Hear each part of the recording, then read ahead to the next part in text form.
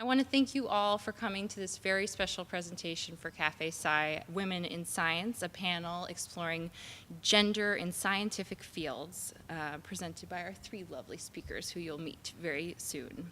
Our first presenter will be Dr. Janet Gunzner-Toste. She is a Senior Project Manager for Drug Development in Portfolio Management and Operations Department at Genentech. She is responsible for several pipeline projects spanning oncology, immunology, and neurodegenerative therapeutic areas at various stages of clinical development. Janet began working at Genentech in 2003, serving as a medicinal chemist and then a chemistry team leader on drug discovery teams before moving to her current position. Before joining Genentech, she was a senior research chemist in the medicinal chemistry department at Merck. Janet has co-authored more than 30 publications for professional journals, is listed as an inventor on more than 30 patents, and is frequently invited to give scientific lectures. She is the co-inventor of Araveg, a medicine used to treat advanced or metastatic basal cell carcinoma, which was approved by the FDA in 2012. Janet earned a Bachelor's of Arts in Chemistry from Reed College in 1993, a PhD in Chemistry from the Scripps Research Institute in 1999, and was a National Institutes of Health postdoctoral fellow in chemistry at Stanford University. In her free time, she likes to spend time with her husband, Dean Toste, who is a professor of chemistry at the University of California, Berkeley, and their two children. Additionally, she is pursuing her MBA at the Haas School of Business. Please give a warm welcome to Dr. Gunzner-Toste. Well, thank you for the invitation, too. This gave me an opportunity to reflect on the last 25 years of my career. And as you can see, that's my family in this picture. So I grew up in Portland, Oregon, and I went to a very average high school, nothing special. I took all the science classes and math classes they had to offer, and I knew I wanted to go to college, even though I was the first one in my family to go to college. And I plotted a very conservative path. I was going to go study pharmacy and become a pharmacist because I wanted to understand how medicines work in the body. So I started to take some of my intro science courses at Portland State University to save on cost. And I had taken classes there during high school. And then by my second year, I ended up at Reed College taking organic chemistry. By the end of that year, I sat down with Professor Alan Schusterman and said, will you write me a letter of recommendation for pharmacy school? And I was doing well on his course. He said, well, what would you do if you didn't get into pharmacy school? And I said, I guess I'd be a chemistry major. And he said, he went on to explain what chemistry grad school was about. I had no idea what a PhD was at that point. And he explained that could open up doors in the pharmaceutical industry where I would truly learn how medicines work, not just counting pills, right? So I didn't know there were any gender issues, to be honest. I knew that they were all men, clearly leading, mentoring me, but I felt very comfortable until my senior year. And I was doing well. I got into grad school. I got accepted to Berkeley and Columbia and Scripps. I thought I was doing well straight off. Some of my classmates didn't. They were going to take a gap year, et cetera. And I was working on my senior thesis late on a Saturday night in the laboratory, and they came in after a few drinks and said, Janet, what are you doing in here? And they said, you're only successful because you're a cute girl. And I was like, oh, I didn't realize that. So the next day I shaved my head. I know it might be a little extreme, but this was Reed, and there's a Reedy in the audience, and it's a liberal arts school. And surprised, or maybe not surprised, I still graduated, even though I don't think I was as cute. And I went on to do my PhD in La Jolla. And so this was my PhD advisor. You could tell it's pretty serious stuff here. It was a very intense laboratory.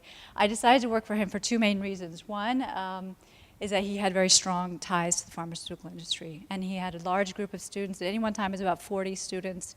Only about 10% women, and he worked on very challenging synthetic targets that trained chemists how to make molecules, and that's what the industry needed, right? The first couple of years, I just kind of, I should mention a little bit, that's a tame picture of me, but I came in there with very short hair, nose ring, riding a motorcycle, wearing black leather every day. I mean, It was, I guess it was to protect myself from I wanted to look tough and so that no one would mess with me, to be honest, because I really wasn't that tough. So anyway, I was learning chemistry and making my way, and by the time I was in my fourth year, I started to feel that I could stand toe to toe and really can't hold my own.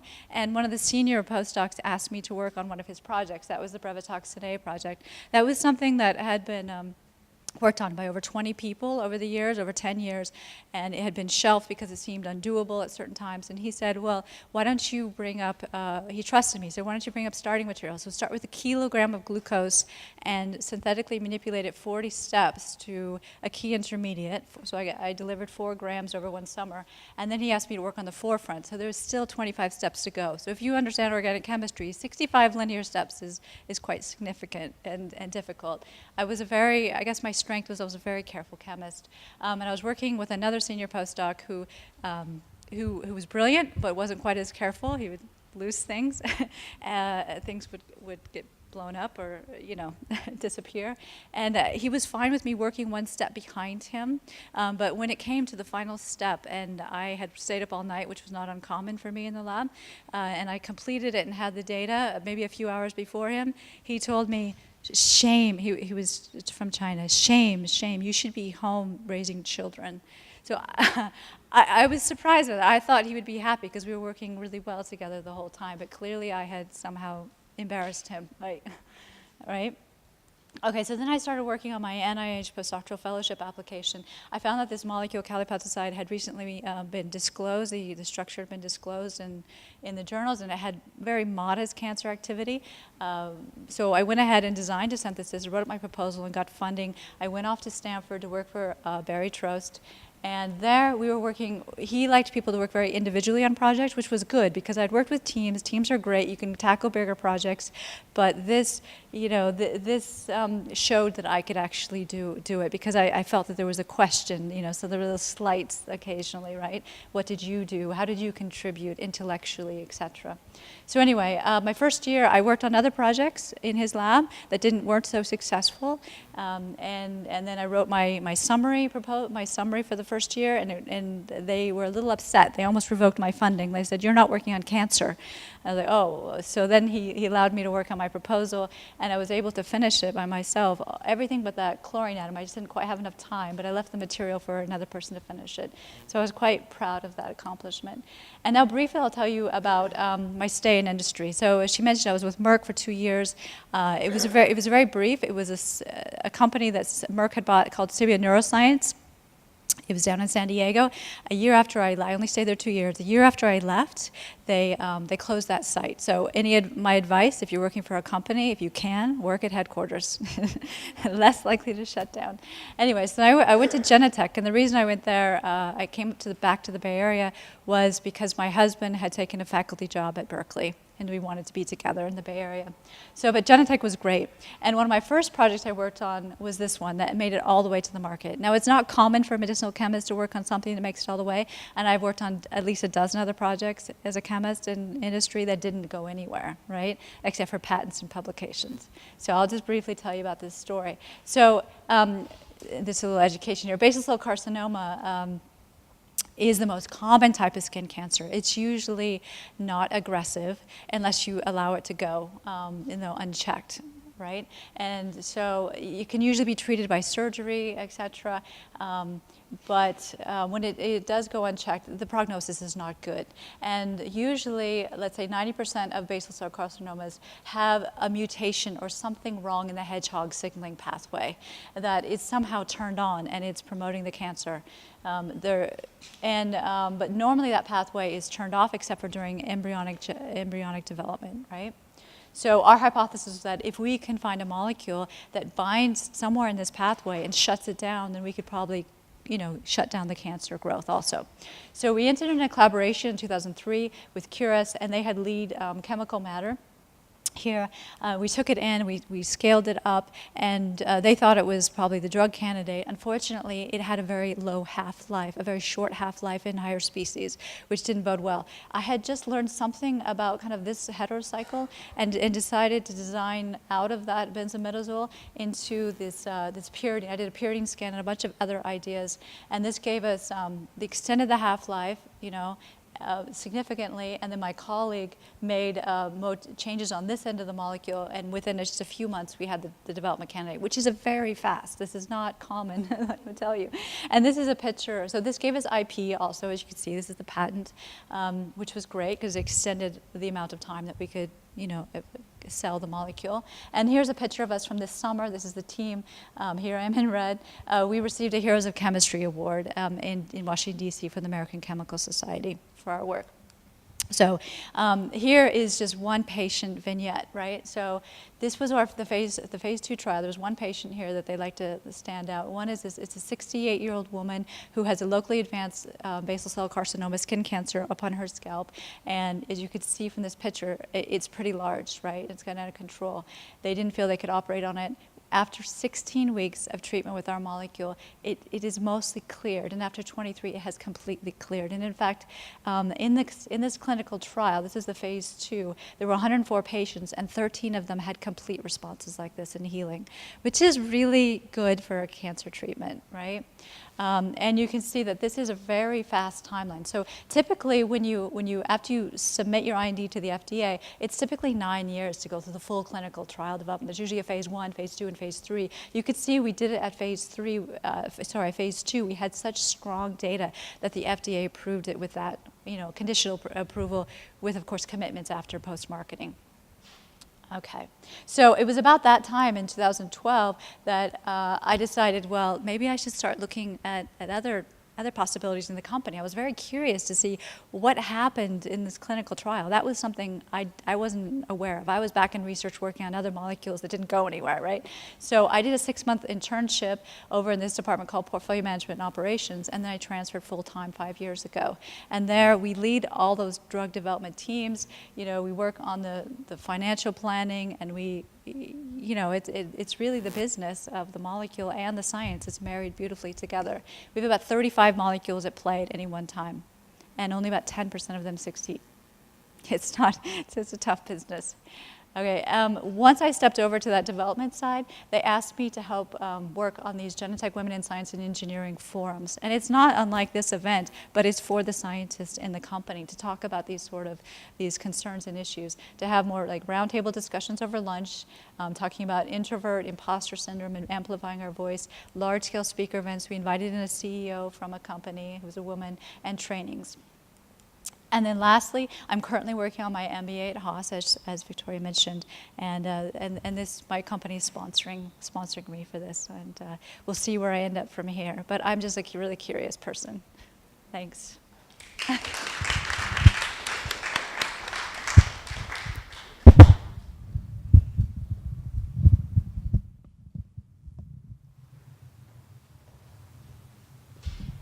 Thank you, Janet.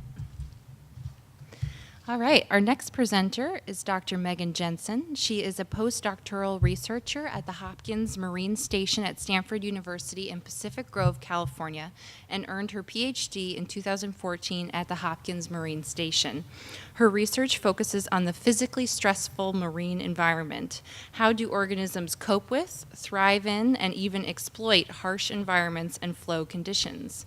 Megan's research projects include the kinematics of humpback whale breaching and using 3D printed models of baleen to study how the largest animal on Earth filter feeds exclusively on small-bodied organisms.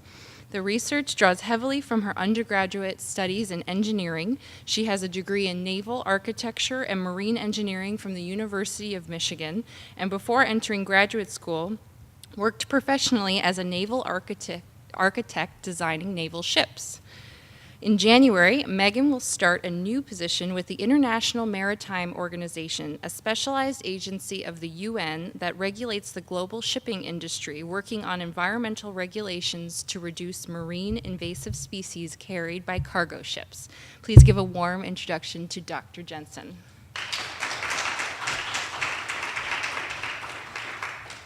Thank you, Victoria, and thank you all for being here tonight. I'm really excited to talk to you about my career path and be on this panel. As Victoria mentioned, I've sort of spanned a number of different projects, starting with my degree in naval architecture and working professionally on ship design programs, and then moving to marine biology research and applying physics and engineering concepts to marine organisms. And so really the alternate and much more exciting title of this talk is Snails, Whales, and Battleships. So I consider myself a biologist now after all of this, and we like to diagram cycles, especially life cycles. And so I like to think of my career trajectory in particular as a life cycle. And it started with my undergraduate degree in 2006 from the University of Michigan in naval architecture and marine engineering. And then I went to DC and worked professionally as a naval architect for a defense contractor working on ship design programs for the US and foreign navies. And after a stint there, I really wanted to try something different and get into research. And so I was able to get my PhD in marine biomechanics at Hopkins Marine Station down in Pacific Grove, California, right next door to the the Monterey Bay Aquarium. And in biomechanics, we apply physics and engineering concepts to marine organisms. And so I looked at the hydrodynamic forces produced by breaking waves and their effects on organisms such as this snail. And after I defended my PhD in 2014, I got a postdoc at a different biomechanics lab, also at Hopkins Marine Station, looking at the motions a humpback whale makes as it moves through the ocean and breaches out of the water and then crashes spectacularly down on the water surface. And one of the other projects I have been working on is how baleen whales, which have baleen plates of keratin made out of the same material as your fingernails in place of teeth, how they use these plates to filter tiny organisms out of the water. And I'm wrapping these projects up as we speak. I just accepted a new position at the IMO, the International Maritime Organization, and working in their Marine Environment Division, working on ballast water regulations in order to curb the number of critters that are carried from different parts of the ocean to other parts to reduce marine invasions. And what I'm most excited about is that this really completes the life cycle and brings us back to my ship design roots. And like most diagrams in biology, this is a very simple, sort of elegant progression. It makes sense to some extent, but it obfuscates some of the more interesting details that really drive this cycle. And for me, there were two sort of sub-cycles within this that really enabled these major transitions. And the first was an internship I did in the summer of 2005 as an undergraduate at Woods Hole Oceanographic Institution in one of their engineering underwater robotic labs. And it was while working in this lab that I became really interested in the idea of biomimetic engineering or bio-inspired design and taking cues from nature in order to be a better engineer. And at the time, I wanted my career to be nothing but underwater robotics. And in fact, that did actually have a huge impact on my career because it got me thinking and ultimately led me to my PhD in marine biomechanics. The next really critical event happened just this past spring, and I wanted teaching experience in order to bolster my CV in order to apply for faculty positions. And so I had the opportunity to co-teach marine conservation biology down at Hopkins, and I was given a wide degree of freedom in order to come up with my own series of lectures on a topic that I was really interested in. And I chose to lecture on the environmental impacts of the global shipping industry, which is a hugely important industry that underpins nearly everything we do because some 90% of the goods we use on any given day came to us via ocean freight on a ship. And so it has huge environmental impacts. And so I put together a series of lectures on the carbon and sulfur emissions from these ships, on oil spills and responses, and ballast water regulations. And it turned out that the more interested I got in this topic, the worse my lectures became, because I was getting deeper and deeper and deeper into the weeds of these international treaties that governed all of these things. And I put these poor undergrads to sleep because I was getting really excited. And so that, I was like, there might be something here. And so I started poking around the career website on the IMO's webpage, because they have this really remarkable knowledge center, and that was where I was pulling all of the material for my lectures. And to make a very long story short, I'm starting in their London office in January. And so, like any diagram or biology life cycle, again, this is oversimplified. And the really interesting parts, as I just mentioned, are those little details that aren't in the larger diagram. And I also want to point out that even with these little subcycles added in, it still, makes sort of intuitive sense. Okay, ship design, marine biology, okay, let's combine the two. And then in hindsight, it looks like I planned this very neat and unique career transition, but not diagrammed here as all of the stress and the angst at each one of those career transitions.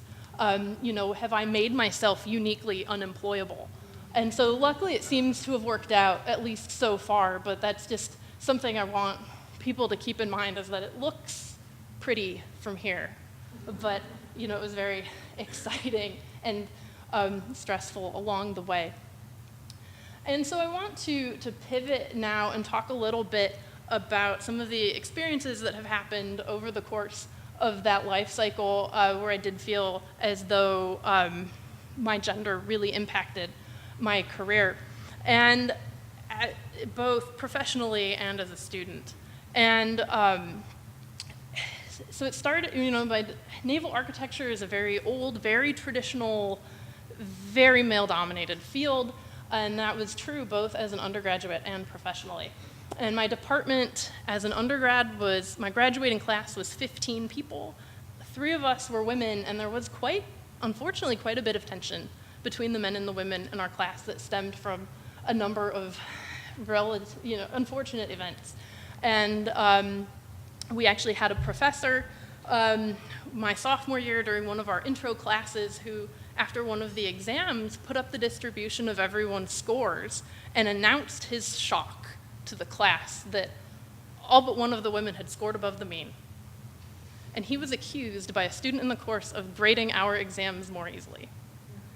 And then the 2 of them had a conversation about whether that was what would have been, because they just couldn't understand why we had done better than expected. I have had managers tell my women colleagues and I that it was our responsibility to stay away from the office creep with no boundaries, because he can't be replaced, so you just have to stay away from him so we don't have to fire him. I had my manager asked me many years ago if I planned to get married before my 25th birthday, because, nobody wants to eat the Christmas cake after December 25th because it's stale and dry. I have sat in discussions where Stanford graduate students discussed the quality of female job candidates for faculty positions based on their perceived sexual abilities. And, it gets really frustrating to be doing really cool work in a beautiful part of the world and to be sort of bombarded with this constant sort of messaging that, we don't really belong. And so that's one large point that I want to sort of end on, is that I've, thankfully, mostly thankfully, the really overt sexist comments are largely, but not completely, a thing of the past. But what that means is that what is largely, in my experience, the comments now are much more subtle, which means that the offenders have plausible deniability. And then it means that the victims and the people subjected to that, we have to spend a lot of time and effort. Well, did that really happen? Did he really mean it that way? Am I overreacting? And as we've seen in the news the last few weeks, this is a really sort of timely topic. And the good thing I can take away from these horrific stories coming in out of the news is that society is starting to shine a light on this problem. And that as more and more women come forward and more people become aware, that we can really hope that we're going to make even more progress towards equality. So I think that's how I want to end. Thank you.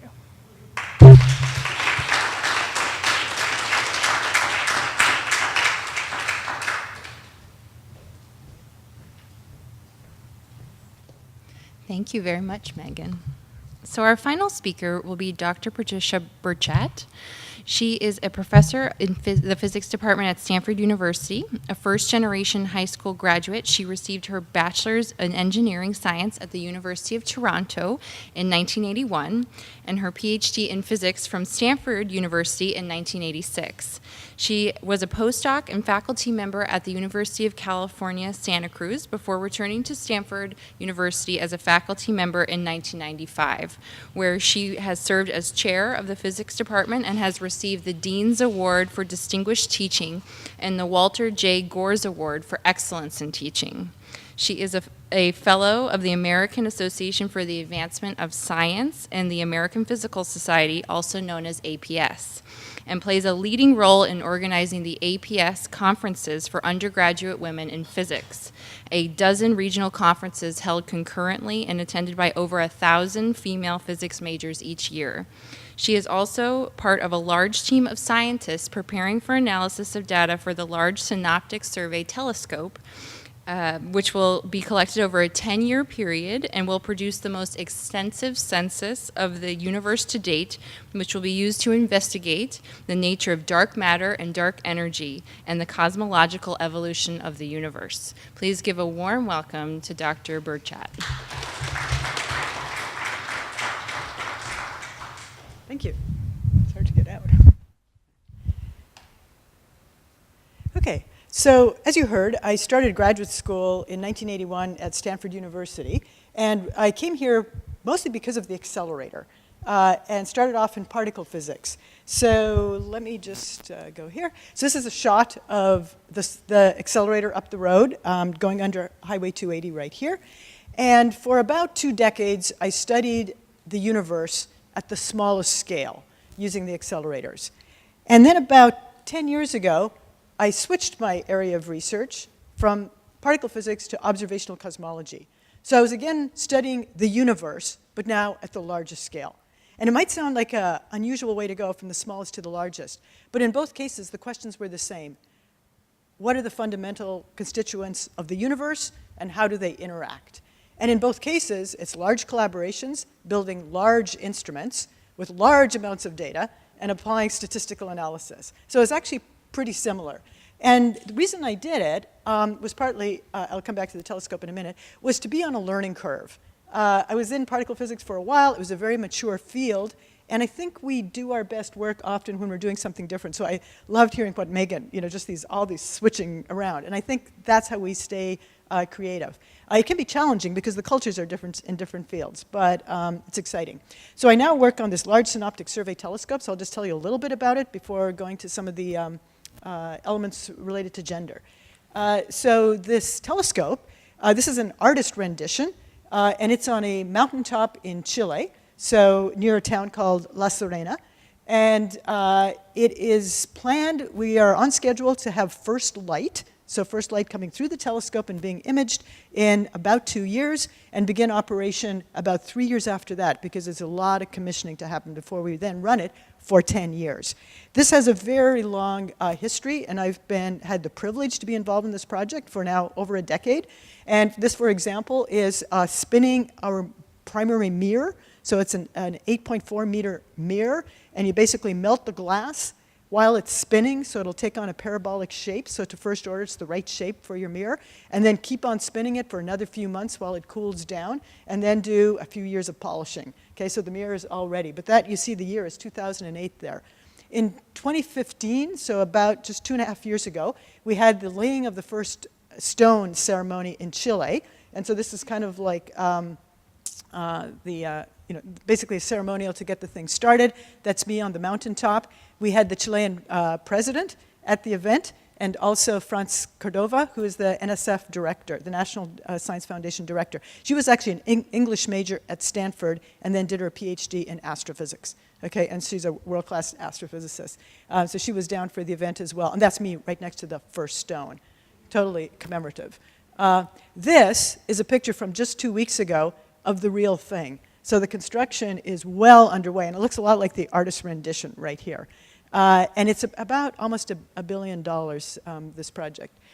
In terms of the science we're trying to do, it's everything, taking an inventory of the solar system. I said it was like a census. So not only planets, but also near-Earth asteroids, things like this. Things that change in the sky, because we're going to be imaging the sky for 10 years, just keep coming back again and again and again. So each spot of the sky will be imaged about 1,000 times. The whole sky that we can see from the southern hemisphere. Mapping the Milky Way. And then my interest is this last one, probing the nature of dark energy and dark matter. These are both names for things that we know they're there and we have no idea what they are. Okay? And so sometimes people say, how can you know it's there if you don't know what it is? We can see the evidence of this stuff, and these are kind of the labels we put on them. How will we explore dark matter and dark energy? So just like on a map like this, we recognize what that is, right? The dark matter there is the United States, and it's the lights that light it up for us. So we do similar things using galaxies to light up where the cosmic structure of dark matter is. So use the positions of literally billions of galaxies to map the cosmic web of dark matter. And then dark energy, this other stuff, impacts how that structure grows over time. Okay, so we can measure that. And our work involves a lot of simulations, and so we simulate how the dark matter distribution looks like in the universe. It's like this, but everything that's light is actually dark matter, okay, here. And then we have ways of simulating where the galaxies would appear, and then when we look at the galaxy positions in the universe, they look like this thing on the right. They are not randomly distributed. So from that, we learn about dark matter and dark energy. So I want to turn a little now away towards the people aspect of this. So all the science in particle physics that I used to be in and observational cosmology now is done by very large collaborations. So the top picture is our telescope project, and the bottom picture is a recent dark energy science collaboration meeting that we had. So, and I'm in both of those where the little yellow squares are. Okay, you can hardly see me there. And also looking at this, you can't really see the gender that well, but within the dark energy science collaboration, I was trying to, I run a dark energy school before each collaboration meeting, and I want to make sure that of 4 lessons at each school, I have at least one woman giving a lecture. And I was having a hard time maintaining that. And I thought, I better go check how many women are in the collaboration. And it was less than 1 in 6. Okay, it was close to 1 in 7 women. And so having 1 in 4, it's, I have to have them overrepresented by a factor of 2, and then in the top one, also the project as a whole is very few females. So working on gender diversity has been a big goal for me. And actually, in terms of culture within these collaborations, I would say there's a big shift in culture. You mentioned what's going on recently in the news, and as some of you may know, about 2 years ago, that should say 2015-16, there were some very high-profile sexual harassment cases in astronomy and astrophysics. And I'd say that's had a big impact in astronomy and astrophysics. So most of these major collaborations now have a very well composed code of conduct. And I've been very impressed with the dark energy science collaboration that I'm in, how seriously people have taken this. And a very thoughtful code of conduct that now a lot of these other collaborations are contacting us and say, can we see your code of conduct? Could we like start with that and work with it? And everyone in the collaboration basically signs this, and before each collaboration meeting, they have to acknowledge that they've read the code of conduct. And then establishing ombudsperson roles. Victoria mentioned these conferences for undergraduate women in physics. So this has been part of my life for the last 6 years or so. And this is an example from our webpage where the map of the United States, and actually we have one Canadian conference as well. And so we have these conferences distributed over the entire country, and we tell students, if you're here, apply to this one, et cetera. And what these conferences are for is not just a bunch of research, okay, but a lot of workshops and panels to help students, first of all, be in an environment with about 100 or 200 other female physics majors, when often they will be the only physics major in their class. And we work on having them learn about the opportunities you have being a physicist. Because often, like when I was in high school or an undergraduate, I didn't know what you would do as a physicist or what you could do. So we do a lot of that. To show you a little bit of data, in case you're wondering how many female undergraduates get, how many females get bachelors in physics every year in the United States. So this is the number right here. So about 10 years ago, it was about 1,200. And now it's just over 1,600. So the number is going up like this. The number of students who attend our conferences, the conferences started just 10 years ago, and these little numbers here are the number of conferences we're hosting across the country. So 10, and then this coming year, 12. The number of applicants we got was somewhere around up here, about 2,400. So we're now, I think, almost saturating the pool of undergraduates in physics that at least they're coming to at least one conference. Let's see, that was the main thing I wanted to say there. Now, the number of female physics majors is going up, so number. But if you look at the fraction of degrees, bachelor's degrees that are going to women, so this is back in 1975, so it was about 8% of bachelor's degrees were going to females, and then it peaked around 2005 or so at about 22%. And the fraction is actually slightly going down, okay? And so basically because the number of male physics bachelors is increasing at an even faster rate than the number of females, okay? So the good news is, for me, more students are going into physics. And I think that's actually good for the country, that in physics you just learn to think about complex problems. And so they can end up helping, I think, solve some of the global problems we have. This plot happens to have the fraction of PhDs on the same plot, and it's lagging because this is about how much time it takes to get a PhD. Okay, so when the fraction is high here, about 6 years later you'll see it come up over here. Okay, but it's about 20%. So the students still, it's about 1 in 5 in their classes that are female, and that's low enough that you still feel very much in the minority.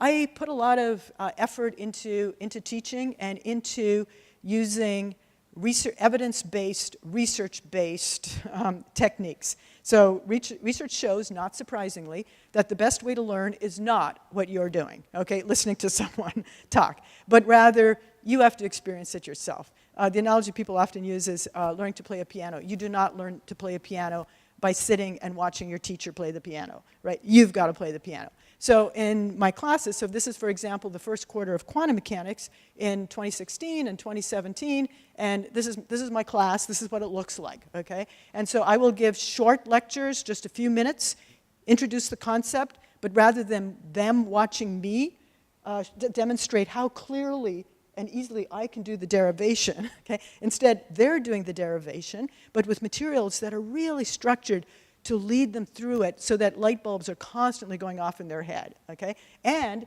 they're learning to learn together, okay, and to work together, which in today's world, for the kinds of jobs they need to be trained for, they need to be able to work in teams and communicate. One of the things we do in setting this up is make sure that there's going to be a healthy culture in this interaction, okay, because you can imagine things going bad, like showing off how much you know or whatever. So I introduced social rules at the beginning, and I would say that the students, like last year and this year, even this year, they're even more receptive to the social rules about inclusiveness, okay? They are very sensitive after what's going on. So at the end of the quarter, I asked them, did this class, Physics 130, provide an inclusive and supportive learning environment, okay? You just ask the students at the end in the evaluations, and 2/3 of the class say extremely well, and 1/3 very well, and this is one student who said moderately well. So I'd say this is an achievement, okay? That a physics class, and as you can see in these pictures, there are females in this class, okay? And so working hard to make the environment inclusive so that we can hopefully then attract more students who are not typically represented in physics. Okay? So I think I'll stop there. Thank you.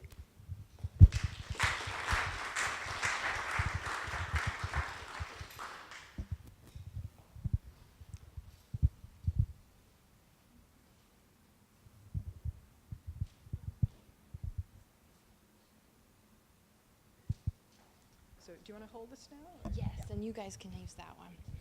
Okay, so now on to the juicy part where you guys get to ask all the questions. So I'm going to ask 2 questions to begin, and then we'll open it up to the audience for questions, and our lovely volunteer Nyla will be running the microphone out to you, so just wait till she gets to you so everybody can hear your question. Presenters, don't feel that you need to answer every question that I put forth to you, only if you feel moved to answer the question. All right, so the first one I'm going to ask is, what are you passionate about in science, and what drew you in, and what keeps you going? So who would like to start?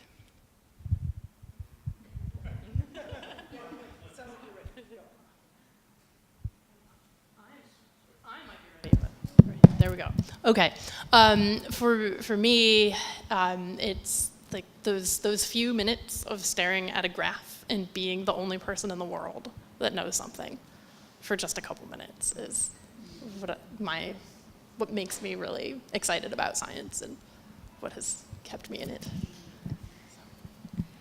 Yeah, for me, it's of course the curiosity that I mentioned, but also, can we make new medicines? Can we make a difference? Can we change things? Sure, I'll take this one too then. I think for me, like you, it's the solving puzzles that no one solved before. That we don't know the answers to these questions and being part of discovering them. I like that. And then to me also it's the mentoring of graduate students and postdocs and undergraduates and the teaching. And I think it keeps us young, okay, that we're just always involved with these young learning people. So. Great. So what are some strategies for coping with gender discrepancies that you would recommend for young women in the field?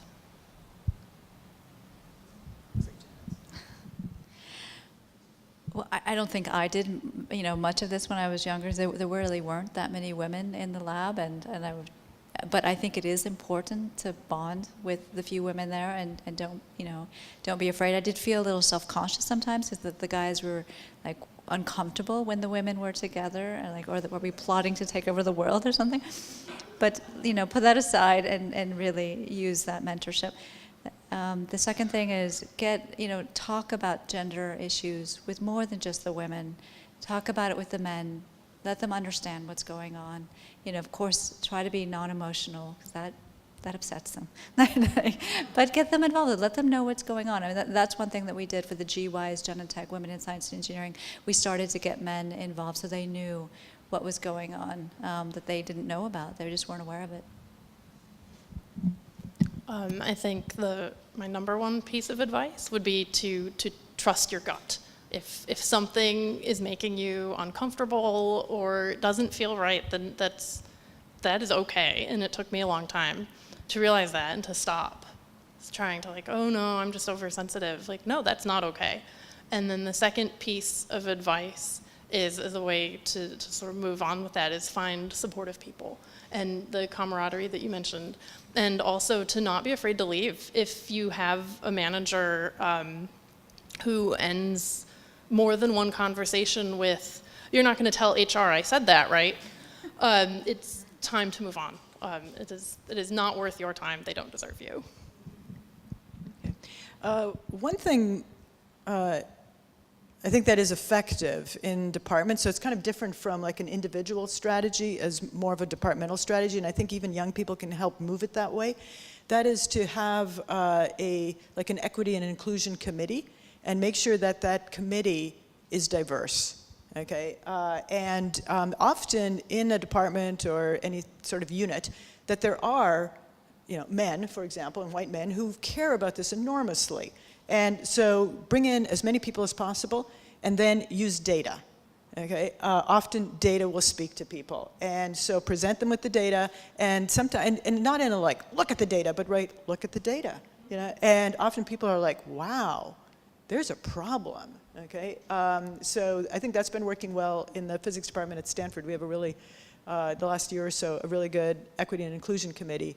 And I think they've done it right so that there's really buy-in, I'd say. Perfect. So for our audience members, please indicate who you direct your question to when you ask them as well, or the whole panel.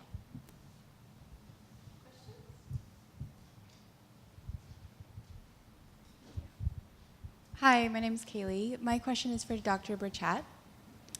I was interested when you mentioned, I think it was with the LSST, that your collaboration had come up with a code of conduct or a code of ethics. And I was wondering if you could talk a little bit more about that, specifically what that entails and who were the people that created that code. So the code of conduct basically covers everything from like overt harassment or anything, but also conduct within the meeting itself in terms of respect, listening to people, kind of common sense things about how you treat people in a meeting. Allowing people to ask questions and to give their views on things. And in terms of how did it happen, so we have a collaboration council, and it has representatives that are elected, and then we actually appointed a subcommittee, and it was mostly volunteers from within the council. And another thing we've been doing in the collaboration, we have a very active set of junior people, and they have something called judo, which is the junior, no, I'm forgetting what the DO stands for, but it's basically graduate students, postdocs, and people who are not in permanent positions. And they have strong representation on everything, including the committee that put together the code of conduct. So I think we kind of go for diversity even in these groups. So.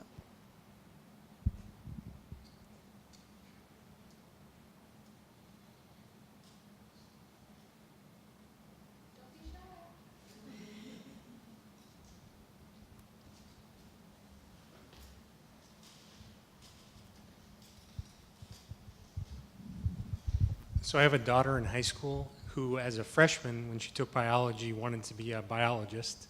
As a sophomore, when she took chemistry, wanted to be a chemist. And now as a junior taking physics, wants to be a physicist. What would you tell her to do to figure out her path? Does someone want to take it first? It sounds like she's interested in the coursework, but I think what she really needs to do is start doing research in a laboratory, and that will define it for her, in my mind. Summer research, probably. Adding on to that, I would also suggest that, if you, to work at the intersections of those fields too. You don't have to pick one. You can, find an interdisciplinary project, especially, finding a lab that does something like that as well, but just to stay interested and to keep pursuing it. And she doesn't have to figure it out right away. You can do quite a bit of things and still not feel like you have it until you really feel like you figured out. So, And one thing I would say too is often if people ask me or say that they have a son or a daughter or a niece or a nephew who's interested in physics in high school, what should they do? My first thing is usually protect them from bad physics teachers, because so many people get turned off of physics, I think, because of the way it's taught. And they often then put it on themselves like, well, I'm not good at physics. And it actually wasn't that at all. I think we're all physicists in some extent, trying to figure out how the world works. So there is that aspect, trying to find good teachers to make sure that she continues to have a positive experience. My other recommendation in general for kids interested in science is really encourage them to take math. That the more math and the more formal it is, it just stretches your brain and allows you to do science better. So I think especially encouraging girls to encourage them to take math. And it should be the highest level math for which they have the preparation, okay? And do that, because I think in general, the girls are coming in underprepared, but it's probably a lot of it is because of the expectations and the advice that they were given on which courses to take. So.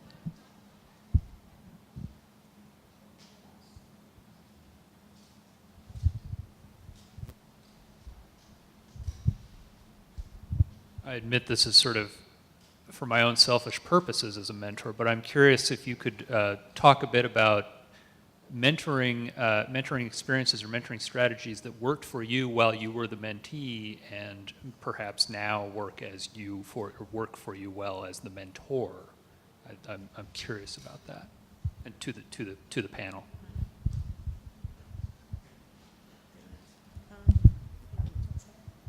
Sure, I guess. Let's see. So I do a lot of undergraduate mentoring, and my strategy is always, and many of the students, I'll meet with them like half an hour, and it can literally change their life. Okay, it's just someone listening to them, and I always start off with, like, so when you came to Stanford, what are the things you were interested in? And I always like say plural and say, tell me, like, were there 3 or 4, you know? And then what are you interested in now? But not one thing, but kind of many things. So try to learn the breadth of their interests, because I think trying to pin them down like, okay, what are you most interested in, is very unhealthy. So doing all that. And then my mentoring is usually, a lot of it is, and this is again mentoring about career directions and things, kind of picking up on the other question, is to do what feels right next. Kind of like what you did, okay? And I think you know, that, like, what feels right next. Don't worry about too much about where that's going to lead you in the long term, because you just can't see all the possible roads available to you. So I think, and I think not trying to talk the student into doing like what you do or whatever, but just listening to their own interests. I would like to add a couple things. One, making sure they feel like they're being taken seriously is huge. I can't tell you how many meetings I've sat through as a young professional with older male colleagues, just really kind of entertained and surprised that I was competent. And then the other, and that's wearing, and the other piece of advice is to keep in mind that the young student you're mentoring, while this might just be half an hour on a full calendar for you, this is a huge thing for them. And so just to pick what you're saying very carefully, because what might seem like a throwaway, you're busy thinking about your next paper submission, they'll interpret that as lack of interest and lack of support, and see that as something that might sow some doubts. Just briefly, I'm a little further from the research right now, but what we do when we're mentoring new people in our department a lot is shadowing. And we do that even peer-to-peer, just to learn about different styles of running teams and leading group events. And so I think don't underestimate shadowing.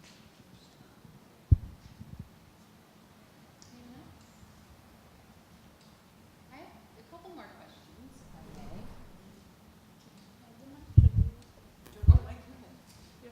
You can have our mic.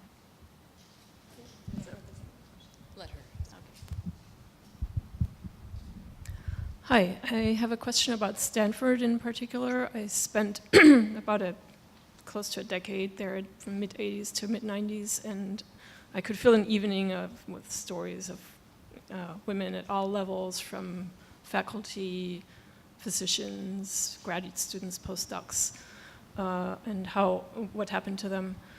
Do you have a feeling about for what has changed? Have things changed significantly since those days? And how much is there still to do?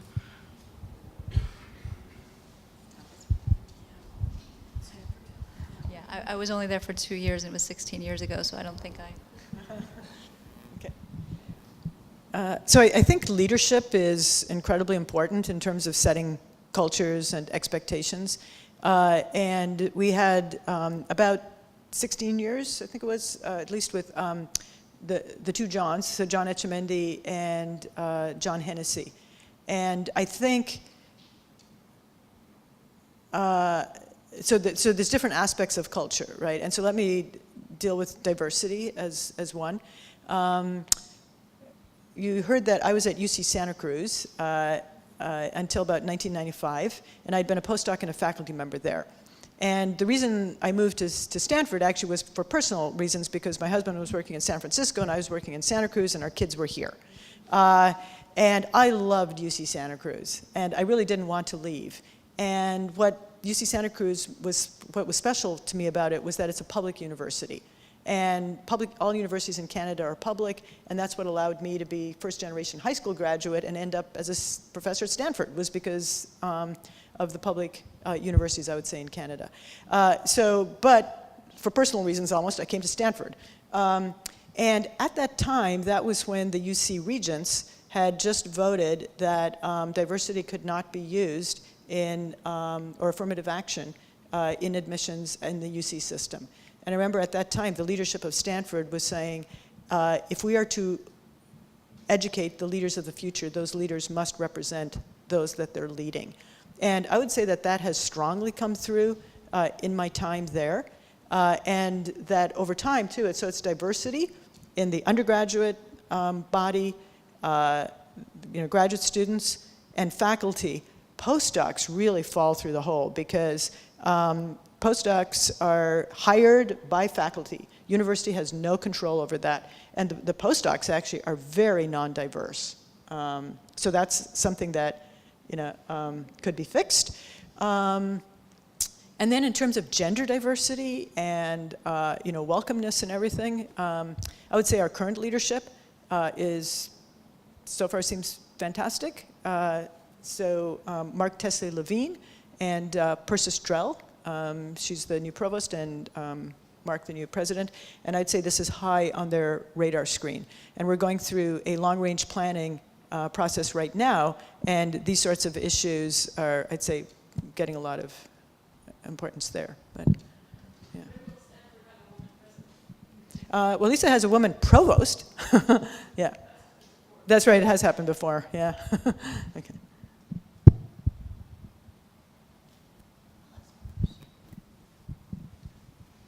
So I know you all are mothers. So was motherhood ever a topic for holding you back in your field, especially in terms of career advancement? And do you feel there is reproductive equality in each of your individual fields?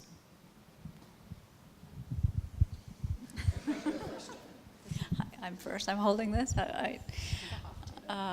It's complicated because I was still at the bench when I was pregnant with my first child, and I was actually working on the Aravej project, and it's a known teratogen, right? So I stepped away from the bench the moment I knew I was pregnant, right? Because obvious reasons. And my department, the department leadership, and my peers, they respected that decision, although there really wasn't much for me to do. So, and then once my children came, we didn't have any family in the area. And so it was very difficult for me to travel, and the job did require managing CRO chemists in China and India. So I do feel it did limit some of my possibilities in chemistry. Whereas now I'm in the development side, and I could work from home, and it's the majority of my department is comprised of women, and they're very, very outspoken, very strong leadership. We have a senior VP leading our group, and I didn't have kids. Didn't give birth to kids in the group I'm in now, but they definitely believe in work-life balance. So I don't feel like it's holding me back, but I'm not quite as close to research anymore either. I don't feel as though my career has been externally held back after my son was born, but I do feel though my priorities changed significantly, and I definitely changed my own path to be on a path that would allow me to spend more time at home. And that meant taking myself out of the tenure track position hunt. But I think it's, so yes and no. It was self-imposed. Yeah, I think I was implicitly had made a decision that if the career was not compatible with me having children, then it was not going to be my career. And it turned out to be compatible, but I think it was partly that I had my children when I was at UC Santa Cruz, and actually when I was hired as an assistant professor, I was the first female faculty member in the physics department there. And apparently the faculty had discussed, before I was hired, that they should make sure that they had a maternity leave policy and things in place, and they did that. And I was hired, and I right away told them, actually I was pregnant, right at the time. And so I had both my children while I was at UC Santa Cruz. And then I got tenure there. I think the workload is even higher now than it was then, and it's partly the burden of email, actually. I was counting that I think I spend 18 to 20 hours a week just dealing with email. And then on top of that, you've got teaching and research and everything else. And so just the workload I think, is out of hand. So I think it's even more challenging to have children now. I think there's some, there's maternity leave, okay, to help, but people, a lot of the universities also have paternity leave. And you think, okay, that's great because it's encouraging men to take care of the children as well. But I think a lot of people, a lot of women feel that it doesn't even the playing field, it actually makes it worse. Because often when men are taking paternity leave, their research is benefiting much more than when women are taking maternity leave. And so it's a very tough issue. I think maybe in industry this is not so much the case, but I think in academia it's not necessarily leveling the playing field. So we shouldn't pretend it is. Yeah, and I think there are other issues, but we're getting over time, so. Thank you all so much, and we will, let's give a round of applause to our speakers.